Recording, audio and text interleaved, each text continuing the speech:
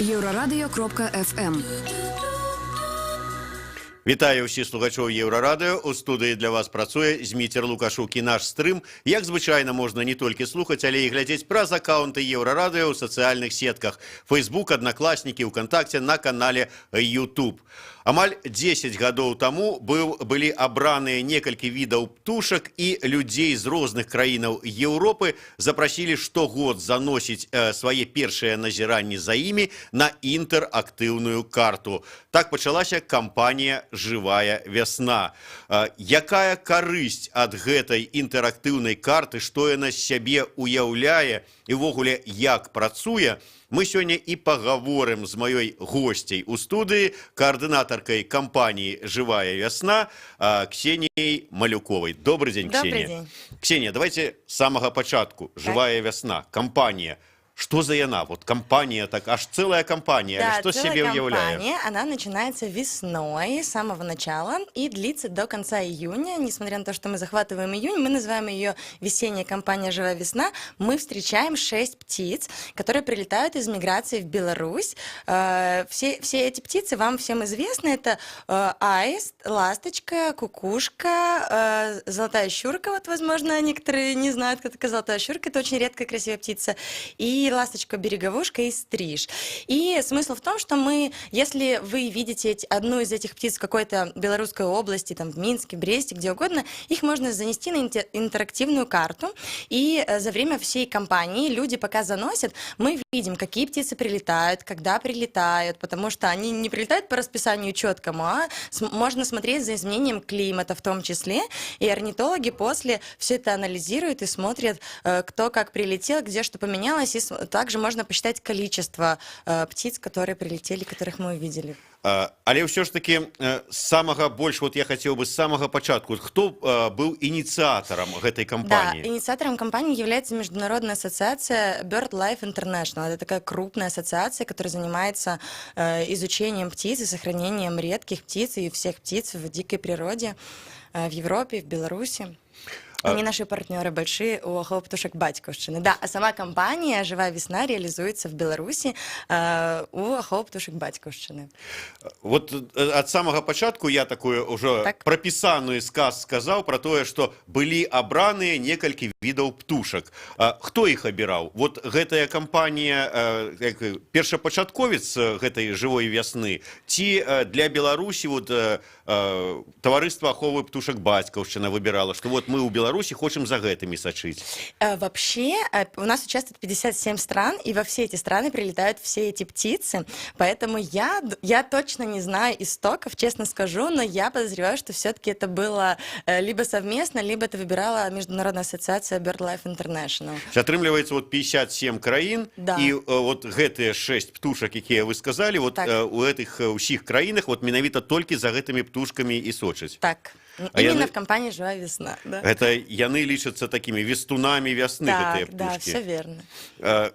Я еще вот крыху, вот мне цікава все ж таки, вы сказали, вот пакуль пачаўся наш эфир, вы сказали, я не орнитолог, так что вы мне тут пытанняў таких про птушек не задавайте. Як вы, не орнитолог, потрапили, убились у гэтую вот компанию? Чему она вам стала цікавая? Ну, я всегда была связана с экологией, и с птицами у меня был большой пробел. И всегда было за это немножко стыдно, что вот я так связана с экологией, но не знаю птицы. И поэтому я решила, что вот если есть такая возможность, то надо идти и как раз-таки больше всего узнать про птиц. Ну, тут просто еще такие птицы представлены, которые все с большего знают, и то есть ничего такого суперсложного, их можно увидеть своими глазами, кроме, конечно, щурки золотистой и кукушки. Кукушку очень сложно увидеть, но ее легко услышать. И щурка, она такая тоже редкая, маленькая. И вот у нас сейчас, кстати, очень много наблюдений по всем птицам, кроме щурки. Всего лишь 2 наблюдения щурки. И да. Ну вот, а мне просто было интересно проработать вот то, что какой-то личный фактор, что я не знаю птиц, но связано с экологией, поэтому надо идти и изучать их. Ну, вы вот особисто живете у каменных джунглях, У горадзе? Так, да. А для того, каб назіраць за гэтымі птушкамі, это трэба, можна это рабіць, вот выйшаўшы на балкон нашага 9-павярховіка дзе-нибудь у Малінаўцы, ці это трэба ехаць за город? Я расскажу. Стрижи, их как раз-таки можно видеть в наших каменных джунглях. Они летают это, с таким характерным резким криком.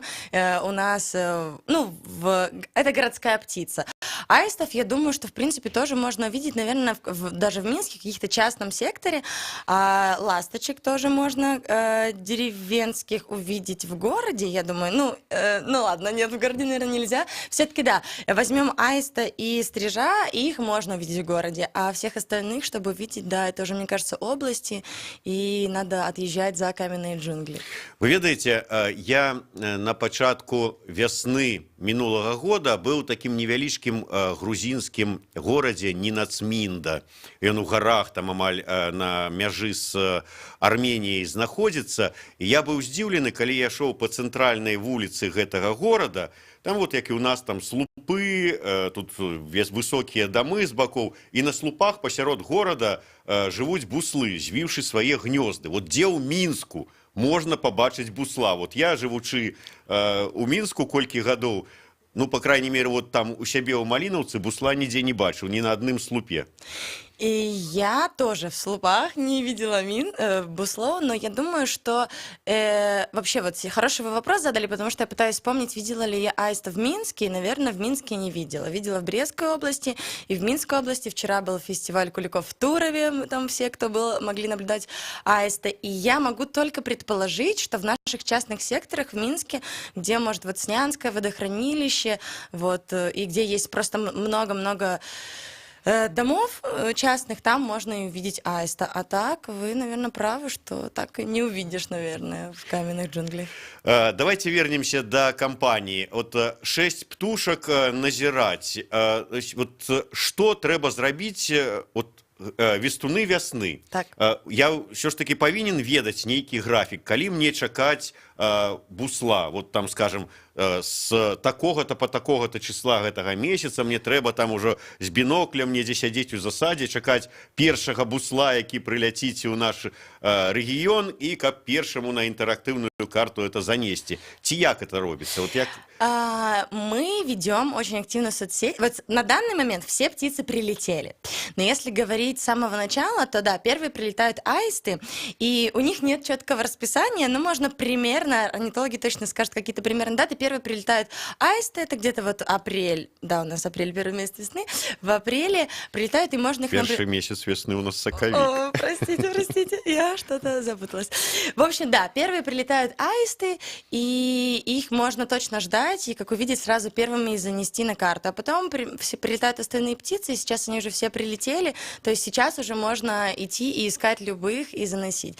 И вообще у нас ценится первое наблюдение, то есть если вы первый раз увидели аиста, то вот вы свое первое наблюдение и заносите. Но также можно, если вы услышите, если вы разбираетесь, как все птицы поют, как они делают свое тью-тью, то можно занести и на слух. Например, вот кукушку, да, я уже говорила, что ее тяжело увидеть, но легко услышать. То есть почули тью-тью. Узнали, кто, занесли. Які сэнс вот у гэтым занясенні, с аднаго боку, я так разумею, можна гэта маё пытанне разбіць на два блока. Навуковы. Вот што гэта дае з пункту гледжання навукі? Орнитологи потом смотрят, где было больше каких птиц. Вот чурка золотистая, она редкая. То есть, если кто-то заметит большое место обитания, где она скапливается, то орнитологи могут туда выехать, посмотреть, проанализировать. Плюс очень важно заносить птиц, потому что мы... у нас же в стране часто идут различные вырубки, там и скверов, и парков, и там и даже лесов. И с научной точки зрения это может быть, что если мы знаем, что у нас там точно есть редкие виды птиц или большие скопления, то это может повлиять на то, чтобы там сохранить определенные там деревья. Практычнае пытанне чалавека, які таксама далёкі ад арніталогіі. Вот я вырашыў, напрыклад, на наступны год пайсці назіраць, і вот для мяне то, што я ўбачыў бусла, вот што ён прыляцеў такога-то числа, што это можа, якія вывады магу зрабіць, што можа быць вот весна блізка? Да, так и есть. Что, а вот убачыў ластаўку у гэты вот дзень, то это значится, что лето будзе спякотнае. Вот можно рабіць такія прогнозы? Я точно могу сказать, что можно делать прогноз, если увидели там аиста, то значит все, пришла весна, аист принес весну на своих крыльях, и значит будет там, например, теплее. А вот про то, что будет там лето жаркое, не жаркое, я не могу сказать такого. Не думаю, что оно точно есть. Шкада, шкада. Вот я спрабаваў па мурашах вырашыць, якое лета будзе. Кажуць же, калі вот будуюць такія вялікія Да, мурашнікі, то тады, значыцца, спякотнае лета будзе. Не спрацавала, вот, скажем, там, у мінулым годзе. Добра, вот інтэрактыўная карта, як яна працуе? У нас есть сайт отдельно, не Хлоптушек Батькашин, он у нас тоже есть, а springlife.net. Там представлены все страны-участницы, и можно зайти на Беларусь, и там прям отдельно есть кнопочка «Миграционная карта». И можно посмотреть не только Беларусь, а любую страну можно выбрать.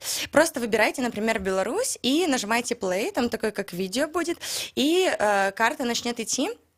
И там есть такой бледно-желтый цвет, и он постепенно будет становиться оранжевым в тех местах, где птиц нашей живой весны становится больше. Можно выбрать всех птиц и посмотреть, в какой области больше птиц, в какой меньше было нанесено. Можно выбрать какую-то конкретную, например, аиста. И просто включаете play и смотрите, как только становится более такой насыщенный оранжевый цвет, это значит, что вот в этой области уже очень много наблюдений. Ну, можно зайти тоже посмотреть по количеству сколько. Сейчас у нас уже на прошлой неделе было 1500, сейчас 2033 наблюдения.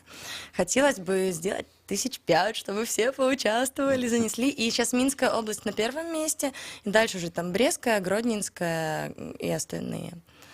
Па гэтых назіраннях можна рабіць нейкія высновы па тым, як змяняецца папуляцыя, колькасць птушак, што, можа быць, буслоў становіцца, не дай бог, конечно, меней вот у Мінскай вобласці, ці там, скажем, ластаўкі больш, напрыклад, іх там стала. Вот скардзяцца шмат, то я уже просто не по тэму, я чуў такія вот допісы, што некуды зніклі вераб'і, что их мало стало. Вот можно было б, напрыклад, вот даведацца па вот гэтых назіраннях, што адбываецца з птушкамі.